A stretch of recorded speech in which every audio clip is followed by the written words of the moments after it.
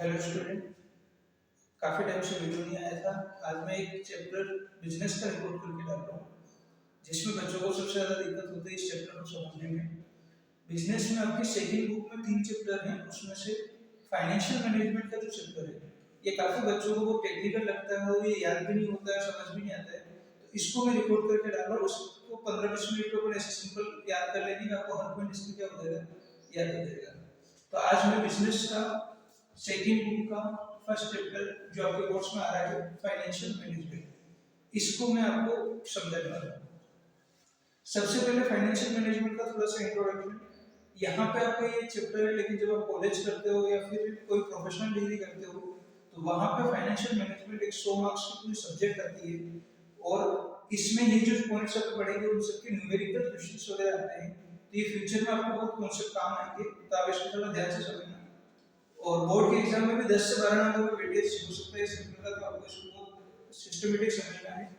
देखो, financial management में आपको जो चीजें पढ़नी है वो सब मैंने यहाँ पे बोर्ड पे लिख दी। सबसे पहले पढ़ना आपको मीनिंग ऑफ बिजनेस फाइनेंस, फिर पढ़ना है व्हाट इज फाइनेंशियल मैनेजमेंट। उसके अलावा फाइनेंशियल मैनेजमेंट में 3 फंक्शन होते हैं: financial decision, investment decision, dividend decision. एक एक के बारे में सब बात करेंगे। उसके बाद कैपिटल स्ट्रक्चर को, फाइनेंशियल प्लानिंग को, ये 4-5 वर्ड ऐसे जो आपस में जुड़े हुए हैं, इनको समझना है। तो फर्स्ट पॉइंट जो अपन बात करेंगे वो है meaning of business finance. Business finance के मीनिंग का मतलब ऐसा हुआ कि कोई भी बिजनेस जब शुरू करते हैं तो हम 11th में फर्स्ट एंट्री देखते हैं कि cash account debit to capital. Business शुरू करने के लिए हमेशा क्या चाहिए, कैपिटल चाहिए। उस कैपिटल के अमाउंट को ही हम क्या कहते हैं, बिजनेस फाइनेंस।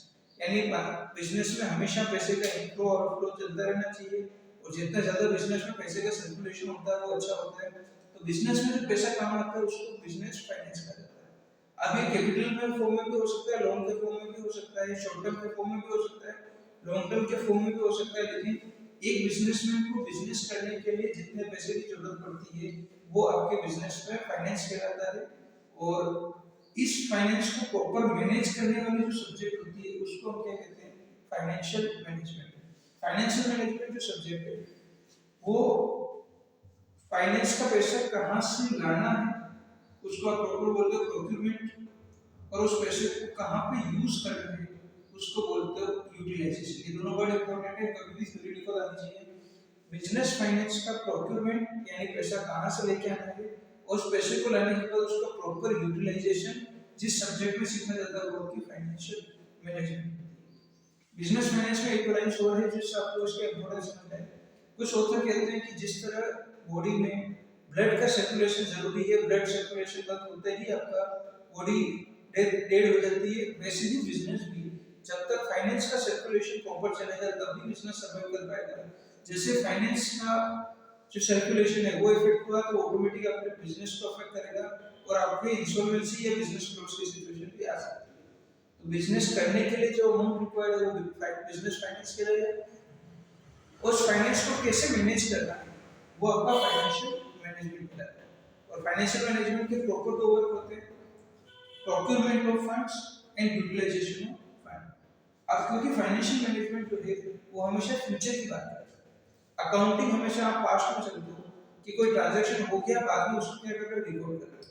फाइनेंशियल मैनेजमेंट हमेशा कोई भी ट्रांजैक्शन होने से पहले उसके ऑन पेपर उसके एडवांटेज डिसएडवांटेज की स्टडी करते हैं कि क्या ये डिसीजन लेना हमारे लिए फायदेमंद रहेगा या नहीं रहेगा।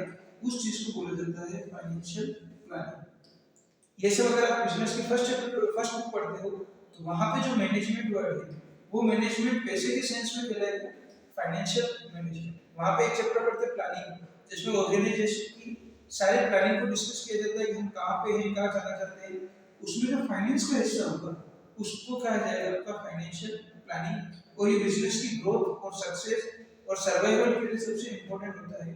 तो तीनों वर्ड मिलते जुलते हैं, लेकिन इनमें डिफरेंस है कितना पैसा चाहिए बिजनेस करने के लिए वो बिजनेस फाइनेंस, उस फाइनेंस में कैसे पैसा लाना है, कैसे यूटिलाइज करना है, वो जो सब्जेक्ट होता है वो फाइनेंशियल मैनेजमेंट। उसके ऑन पेपर हम जो प्लानिंग करते हैं एक्चुअल वर्क करने से पहले वो क्या कहलाती है, फाइनेंशियल प्लानिंग कहलाती है। अब ये प्लान करते समय हमेशा अलग अलग बिजनेस में 2 तरह के व्यू रखते हैं जिसको ऑब्जेक्टिव कहते हैं। एक होता है प्रॉफिट मोटिव, एक होता है वेल्थ मोटिव। एक तरह से जो समझ लो, आप अगर बिजनेस को शॉर्ट टर्म सोच रहे हो तो आपका प्रॉफिट मैक्सिमाइजेशन है, कैसे भी करके हमारे बिजनेस को सिर्फ पैसा कमाना है, वो आपका ऑब्जेक्टिव हो सकता है प्रॉफिट मैक्सिमाइजेशन। और ये शॉर्ट टर्म में सक्सेस हो सकता है, लॉन्ग टर्म में आजकल के टाइम में आप केवल बिजनेस में प्रॉफिट को ध्यान रख के बिजनेस नहीं कर सकते, आपको लॉन्ग टर्म सोचना है तो वेल्थ मैक्सिमाइजेशन ऑब्जेक्टिव पे काम करना पड़ेगा। ये वेल्थ मैक्सिमाइजेशन का मतलब होता है आपके अंदर, बिजनेस के अंदर जिन लोगों ने पैसे दिए उनका पैसा लॉन्ग टर्म हमेशा क्या रहे, बढ़ता रहे। शेयर प्राइस है तो शेयर प्राइस आपकी कंपनी की हमेशा बढ़ती रहे, वो आपका वेल्थ मैक्सिमाइजेशन होता है। तो यहाँ का पार्ट एक जनरल पार्ट है, फिर वहाँ पे टेक्निकल चीजें आ जाएंगी। सबसे पहले जिस बिजनेस में आप एंटर कर रहे हो उसमें कितना फाइनेंस चाहिए, वो आपको क्या करेगा, बिजनेस फाइनेंस। एग्जांपल याद रखना, जैसे ब्लड में एनी टाइम सर्कुलेशन, किसका बॉडी में हमेशा ब्लड का सर्कुलेशन चाहिए, वैसे बिजनेस में हमेशा फाइनेंस का सर्कुलेशन चाहिए। अब उसी को मैनेजमेंट वर्ड में बोलते हैं। तो फाइनेंस के लिए दो काम, प्रोक्यूरमेंट और यूटिलाइजेशन जो सब्जेक्ट करती है वो फाइनेंशियल मैनेजमेंट कहलाती है। और फाइनेंशियल मैनेजमेंट के डिसीजन सक्सेसफुल होंगे या नहीं होंगे तो डायरेक्ट इंप्लीमेंट नहीं किया जाता, उनको ऑन पेपर स्टडी की जाती है, उसको फाइनेंशियल प्लानिंग किया जाता है। और इस प्लानिंग को करते टाइम आप हमेशा शॉर्ट टर्म नहीं सोचोगे, लॉन्ग टर्म सोचोगे। शॉर्ट टर्म सोचने को प्रॉफिट मैक्सिमाइजेशन कहा जाता है, लॉन्ग टर्म सोचने को वेल्थ मैक्सिमाइजेशन। और क्वेश्चन है कि फाइनेंशियल मैनेजमेंट का ऑब्जेक्टिव क्या होता है या फाइनेंशियल प्लानिंग का ऑब्जेक्टिव क्या होता है, तो आपका आंसर होगा वेल्थ मैक्सिमाइजेशन। अकाउंट्स की टर्म में आपके शेयर होल्डर की अर्निंग पर शेयर या मार्केट प्राइस पर शेयर जो हो वो ज्यादा से ज्यादा हो, ये आपके फाइनेंस मैनेजर का एक वर्क रहता है। और कंपनी में अकाउंट से भी, अकाउंटेंट के ऊपर, अकाउंट हेड के ऊपर भी एक पोजीशन होती है, वो सीएफओ, चीफ फाइनेंशियल ऑफिसर, वो ये सारे काम करता है। अब फाइनेंशियल मैनेजमेंट में प्रॉपर जो वर्क होते हैं वो तीन काम, financial decision, investment decision, dividend decision. Suppose आपने इधर से डिस्कस किया और आपको जो है बिजनेस शुरू करने के लिए 80 लाख रुपीस की जरूरत है, तो ये 80 लाख की जो वैल्यू निकल गई है, वो 80 लाख की जो वैल्यू है वो आपका बिजनेस फाइनेंस है। अब ये 80 लाख लेके कहां से आओगे, या तो ओनर खुद अपने पैसे लगा सकता है, खुद की कैपिटल जो आपकी कंपनी के सेल्स में इक्विटी शेयर कैपिटल हो सकती है, प्रेफरेंस शेयर कैपिटल हो सकती है, या फिर आपके पुराने रिजर्व्स पड़े हैं तो वो हो सकते हैं। ये तो इंटरनल हुआ। कुछ पैसा बाहर से लोन ला सकते हो, जिसमें अपने डिबेंचर से पैसा ला सकते हो इशू करके, बैंक से लोन ले सकते हो, और फ्रेंड रिलेटिव और पब्लिक से जो लोन ले सकते हो उसको हम बोलेंगे यहाँ पे डिपॉजिट्स। तो अलग अलग सोर्स से जहाँ से आप क्या कर सकते हो, अपने बिजनेस में फाइनेंस की व्यवस्था कर सकते हो। तो इनमें से पैसा कहाँ से लेके आना है ये डिसाइड करना, पैसे की रिक्वायरमेंट कितनी है, 80 लाख। और आप ये मान के चलो आपको हर सोर्स से पैसा मिल सकता है और आपके पास अल्टरनेटिव है कि यहाँ से कहाँ से पैसा लाना है, वो डिसाइड करना क्या कहता है, फाइनेंशियल डिसीजन। अगर ऐसा हो कि हमें एक जगह से पैसा मिल रहा है बाकी से मिल ही नहीं पा रहा है, तो वहां आपके पास चॉइस नहीं होती। आप ये मान के चलो कि जहां से पैसे मिल सकते हैं, आपके लिए फंड अवेलेबल है, आपको चूज करना है कि मुझे इक्विटी से 30 लाख लेने हैं या फिर प्रेफरेंस से 10 लाख लेने हैं, डिबेंचर है 25 लाख इशू करने हैं, बाकी फ्रेंड रिलेटिव से लेने हैं। तो इस तरह से आप अलग अलग वैल्यूज के प्रोपोर्शन जो भी आप बनाओगे, ये डिसाइड करना कौन सी बात लगता है, फाइनेंशियल डिसीजन का। फिर सपोज ये सारा जगह से आपने पैसे उठा लिए, तो ये पैसे आपकी कंपनी के बैंक अकाउंट में आ जाएंगे, तो वो पैसे पड़े थोड़ी रहेंगे, उस पैसे को आपको क्या करना पड़ेगा, मल्टीपल बिजनेस या आपने जो बिजनेस का ऑब्जेक्टिव है, जो बिजनेस आप प्लान कर रखा है, उसमें उस पैसे को इन्वेस्ट करना पड़ेगा। वो डिसीजन आपको होता है इन्वेस्टमेंट डिसीजन। फाइनेंशियल डिसीजन, पैसा कहाँ से लेके आना है, एक बार पैसे आ जाते हैं फिर ये काम खत्म। उसके बाद उस पैसे को बिजनेस में कहाँ पे इन्वेस्ट करना है, किस प्रोजेक्ट में इन्वेस्ट करना है, वो आपका इन्वेस्टमेंट डिसीजन। इसमें भी सारा पैसा आप लॉन्ग टर्म में इन्वेस्ट नहीं करोगे, कुछ पैसा डे टू डे खर्चों के लिए रखोगे, बाकी आप बिजनेस में लॉन्ग टर्म की फिक्स एसेट्स परचेज करने में, मशीनरी परचेज करने में, ऐसी चीजों जो होगी या फैक्ट्री लेने में जो पैसे लगाते हो वो आपके कैपिटल इन्वेस्टमेंट डिसीजन कहलाते हैं। और जो डे टू डे खर्चे के लिए, सैलरी, रेंट ये देने के लिए जो पैसा रखा जाता है वो आपका वर्किंग कैपिटल कहलाता है। तो जो पैसा यहाँ से लिया जाएगा उस पैसे में से डे टू डे खर्चे के लिए रखा जाने वाला पैसा आपका वर्किंग कैपिटल कहलाएगा। और लॉन्ग टर्म में जो पैसा इन्वेस्ट कर दिया जाएगा किसी बिजनेस प्रोजेक्ट में, वो आपका कैपिटल इन्वेस्टमेंट डिसीजन कहलाएगा। फिर पूरे साल भर आपने इस पैसे को से बिजनेस किया, बिजनेस करने के बाद आपको जो बेनिफिट हुआ है, जिसको अपन प्रॉफिट बोलते हैं, उस प्रॉफिट में से सब लोगों को हिस्सा ज्यादा है। सबसे पहले तो आपको इंटरेस्ट पे करना पड़ेगा गवर्नमेंट का, सॉरी इंटरेस्ट पे करना पड़ेगा आपको डिबेंचर होल्डर का और बैंक से लोन लेगा। फिर आपको टैक्स देना पड़ेगा, जो भी कंपनी के ऊपर एप्लीकेबल रेट है उससे इनकम टैक्स देना पड़ेगा। और उसके बाद जो पैसे बचते हैं वो आप अकाउंट्स में एक वर्ड बोलते हो EAES, अगर आपने रेशियो एनालिसिस पढ़ा है तो earning available for equity share. इसमें से कितना पैसा तो डिविडेंड देना है शेयर होल्डर को और कितना पैसा कंपनी के लिए क्या रखना है, रिजर्व रखना है, ये भी एक इंपॉर्टेंट डिसीजन बिजनेस में होता है। तो ईयर एंड में जो डिसाइड करते हो आपका डिविडेंड डिसीजन, पैसा लाने का जो डिसीजन है वो आपका फाइनेंसिंग डिसीजन, और पैसा लाने के बाद किस प्रोजेक्ट में इन्वेस्ट करना है वो आपका होता है इन्वेस्टमेंट डिसीजन। और जहां जहां से पैसे आए उनका जो रेशियो या कॉम्बिनेशन बना, उस कॉम्बिनेशन को कहा जाता है कैपिटल स्ट्रक्चर। कि हमारे कैपिटल जो है इंडेक्स, उसमें से कितना पैसा तो हमने किस फैक्टर से, किस सोर्स से लेके आए हैं, वो आपका स्ट्रक्चर क्या कहलाता है, कैपिटल स्ट्रक्चर। दोनों का मतलब एक ही होता है। फाइनेंशियल डिसीजन मतलब आप एक एक वैल्यू को डिसाइड करते हो, एक एक के फायदे नुकसान देखते हो, उसके बेस पे डिसाइड करते हो।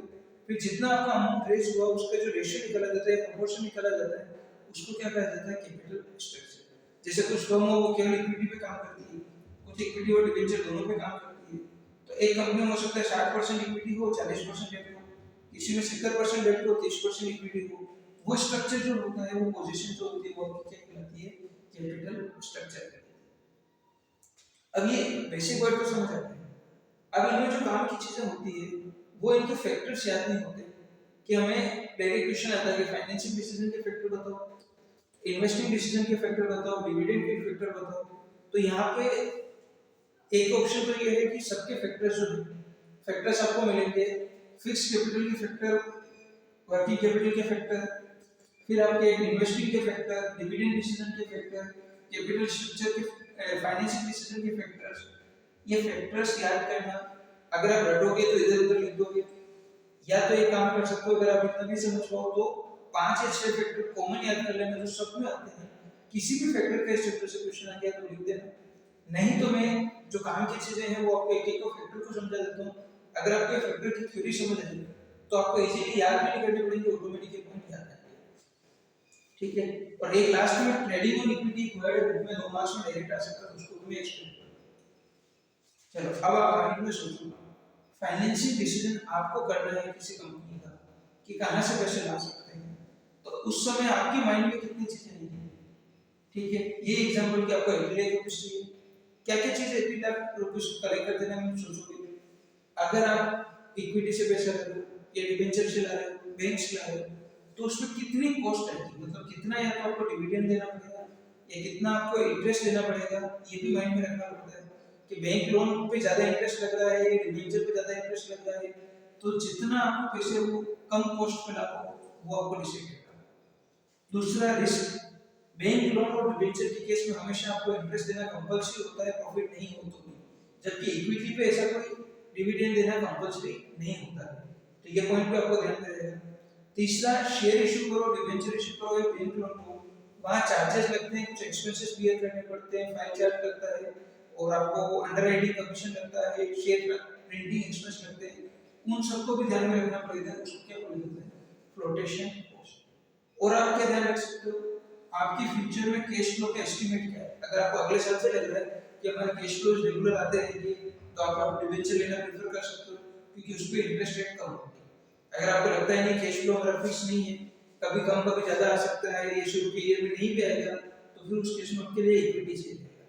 तो इन फैक्टर को ध्यान रख के डिसाइड किया जाता है कि आपको किस सोर्स से पैसा होना है। और फिक्स कॉस्ट, अगर आपके बिजनेस की फिक्स कॉस्ट ऑटोमेटिक दूसरी चीजों में बहुत ज्यादा लगी हुई है, तो फिर आप इंटरेस्ट को एज ए फिक्स कॉस्ट मत बढ़ाओ, क्योंकि वो आपके बिजनेस के लिए नुकसानदायक हो सकता है। हो सकता है किसी साल सेल्स कम हुई तो फिर आपको एक अपने दुकान की फिक्स कॉस्ट तो पे करनी पड़ेगी, साथ में इंटरेस्ट पे करना पड़ेगा, तो वो भी आपके लिए थोड़ा सा रिस्की रहेगा। तो उस केस में आपको इक्विटी प्रेफर हो सकता है। दूसरा, मार्केट की कंडीशन, लोगों का क्या रुझान है। लोग हो सकता है सब शेयर परचेज करना चाहें और आप डिबेंचर बेचना चाहो तो भी सेफ नहीं होगा, लोग डिबेंचर परचेज करना चाहें, आप शेयर बेचना चाहो वो भी पॉसिबल नहीं है। तो आपको मार्केट की कंडीशंस को भी देखना पड़ेगा कि बाहर लोग किस में पैसे इन्वेस्ट करना चाहते हैं, उस सोर्स को आपको सेलेक्ट करना है। फिर अगर आप बिजनेस को खुद का पूरा कंट्रोल रखना चाहते हो तो डिबेंचर इशू करो, क्योंकि वहां पे वो ओनर नहीं होते, वो क्रेडिटर होते हैं। लेकिन अगर आप इक्विटी इशू करोगे तो कहीं ना कहीं आपकी होल्डिंग कम होगी, तो उस केस में आपके बिजनेस के ऊपर आपका कंट्रोल जा भी सकता है। और इन केस में जहां पे भी शेयर्स, डिबेंचर्स, प्रेफरेंस शेयर की बात आएगी, तो सेबी की रेगुलेशंस में आपको बार-बार देखनी पड़ेगी। तो ये सारे कुछ पॉइंट्स हैं जिनको ध्यान में रख के हर फैक्टर की स्टडी की जाती है कि आपके लिए इक्विटी इशू करना बेटर है या बेंच से करना बेटर है। तो ये फैक्टर्स थोड़े से आपको हो सकता है समझ आए होंगे, और यही सेम फैक्टर्स आपके कैपिटल स्ट्रक्चर के आपको सेम याद हो जाए। अब जब डिसाइड करते हो, पीछे डिसाइड कर लिया, अब हम पैसे लगाते हैं, तो वर्किंग कैपिटल में तो आपको सिर्फ एस्टिमेट करना पड़ेगा कि आपके डे टू डे कितने खर्चे हर मंथ आने वाले हैं, उसका एक परसेंटेज आपको क्या लगाना पड़ेगा, एस्टिमेट करना पड़ेगा। लेकिन किसी बिजनेस को स्टार्ट करना है, तो उस बिजनेस को स्टार्ट करने का भी डिसीजन लिया जाता है, किसी प्रोजेक्ट को स्टार्ट करने का, उसमें काफी ज्यादा बड़ा अमाउंट लगता है, उसको क्या बोलते हैं, कैपिटल बजटिंग डिसीजन। इसमें एक बार डिसाइड करने के बाद रिवर्स आने की पॉसिबिलिटी बहुत कम होती है, या बड़े नुकसान के साथ आप रिवर्स होते हो। इस केस में आपको क्या करना है, वो ध्यान से इन चीजों को समझना है।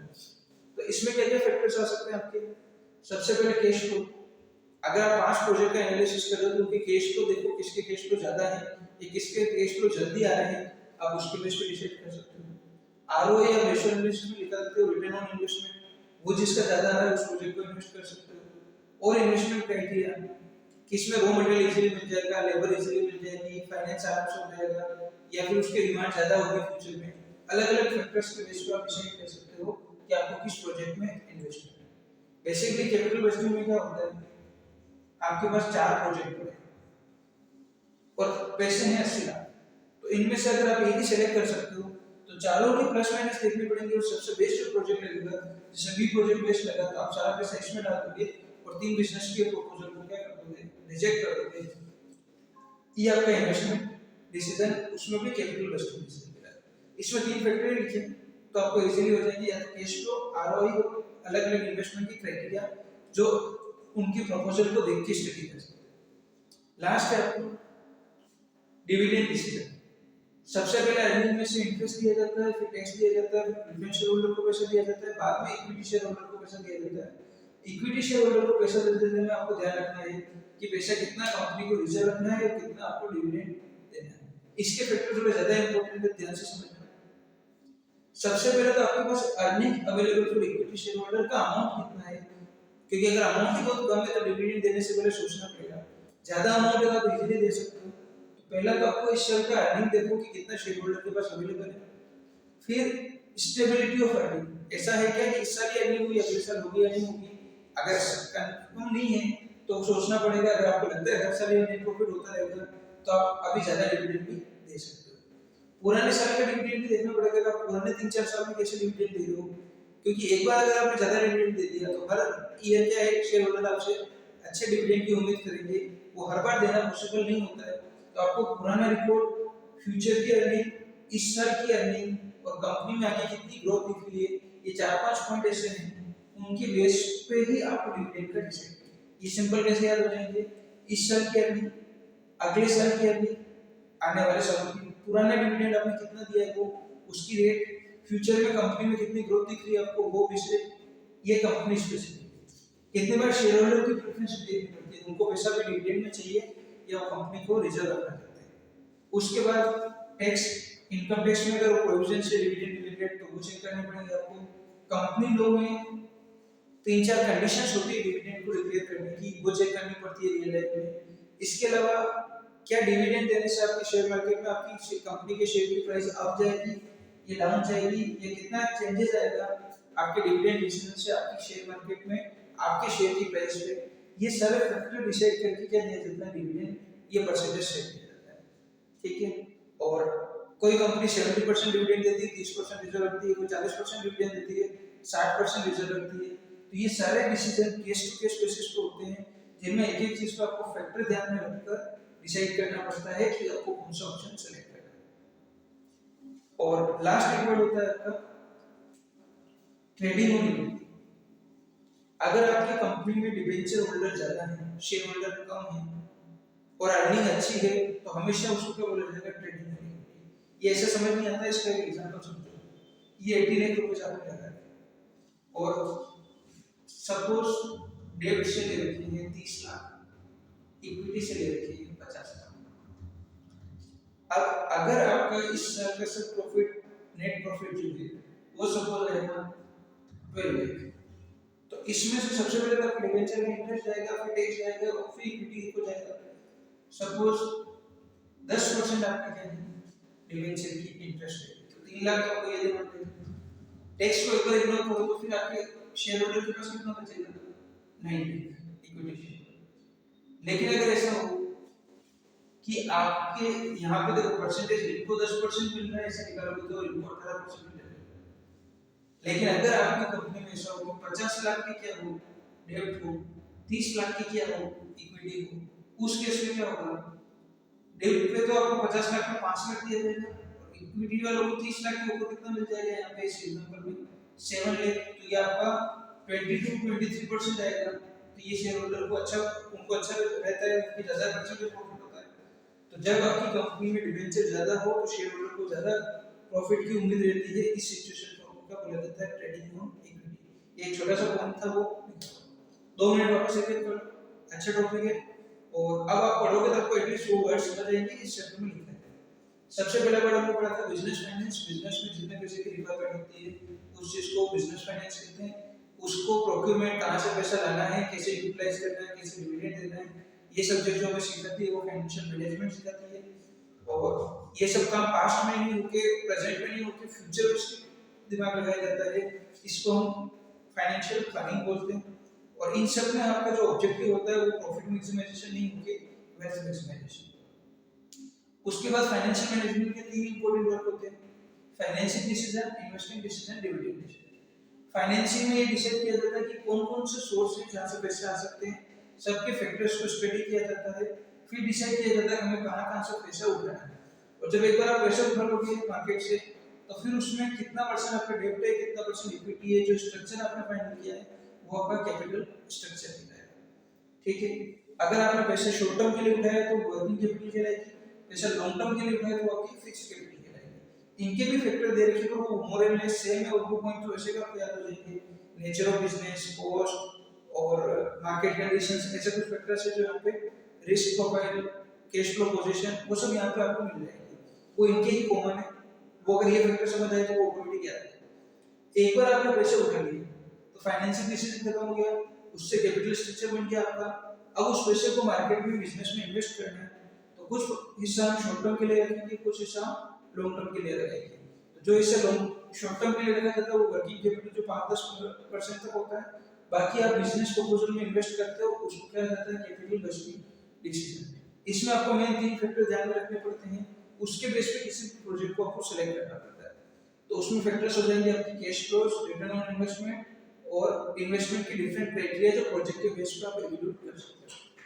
फिर एक साल बिजनेस करने के बाद आपके एंड में जो अर्निंग अवेलेबल है शेयर होल्डर है उसमें से कितना पैसा डिविडेंड में बांटना है, कितना पैसा रिजर्व में रखना है, इसके लिए आप डिसाइड कर सकते हो। उसमें आपको चेक करना पड़ेगा कंपनी इस साल कंपनी की अर्निंग कितनी है, आगे स्टेबल रहेगी अर्निंग या नहीं रहेगी, पहले कितना डिविडेंड दे रही है, आगे कंपनी को ग्रोथ के लिए पैसों की जरूरत है क्या, ये फैक्टर्स कंपनी खुद सोचती है।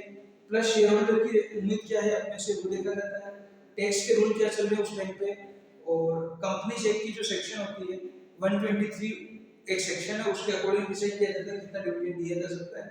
प्लस शेयर मार्केट में इस डिविडेंड डिसीजन से क्या फर्क पड़ सकता है आपकी कंपनी के शेयर प्राइस पे, ये सारे फैक्टर्स को ध्यान रख के ये डिसीजन लिए जाते हैं। प्लस एक छोटा सा वर्ड है जो आपको नहीं समझ आएगा, मैंने लास्ट में डाल दिया।